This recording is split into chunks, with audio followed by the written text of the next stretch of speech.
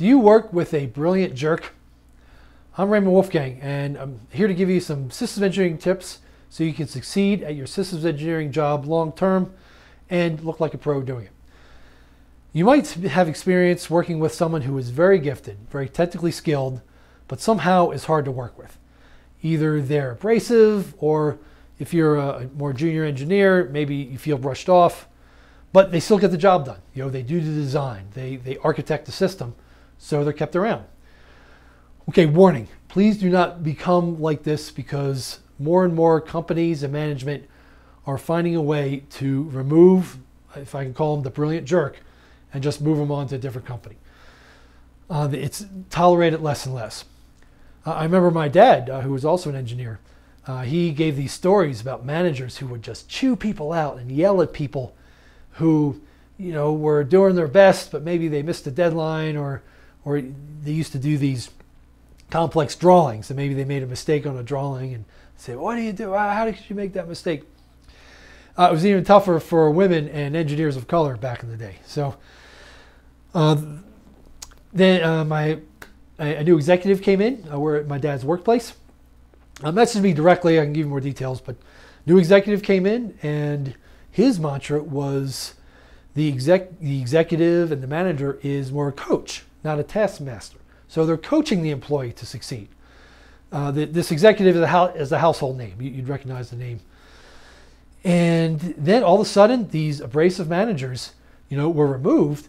And how they were removed was that they weren't hitting their marks. Their teams, you know, were stressed and they weren't as productive. So if you didn't hit your numbers under this new executive, you were relieved. Now, in government situations, maybe you're not fired, but you're moved over to some other position. That's the trend.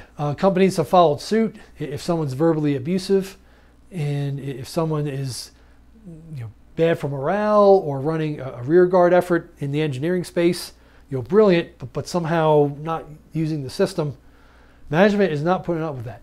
So what we want to do as systems engineers is we want to avoid being the brilliant jerk. Even if we're very skilled, you know, we still need to work with a team. We still need to treat other people with respect. And even individuals maybe don't have the degree. I've been privileged to work with some amazingly skilled technicians, you know, get her done type of people who really are artisanal in creating their product, who, you know, never got that college degree in engineering. So we need to be very careful to treat everyone with respect. Certainly still hold them accountable, but if we become this brilliant jerk or hard to work with, you know, our career is very limited. And honestly, if you know one of those people, if you work with them, if it gets bad, don't hesitate to elevate and say, "Hey, you know, I'm trying to work with so-and-so, and, you know, he says I should be home baking cookies," if you're a woman engineer. There are women who have heard that, actually, and who, one I know of is now a director at the executive level. So that it still happens, but it's being tolerated less and less. And we, as systems engineers, we want to be on the leading edge of, you know, team play, inclusivity, because that's where the team is most productive. That's where we hit our deadlines, and frankly, that's how we're competitive in a pretty competitive world. So don't be the brilliant jerk. Their career paths are limited. Message me below. Give me a comment what you think. If you're working with one, if you need some advice on a particular situation, either message below or DM me. If it's very sensitive, grab something on my Calendly. Let's have a conversation in private and let me know how I can help.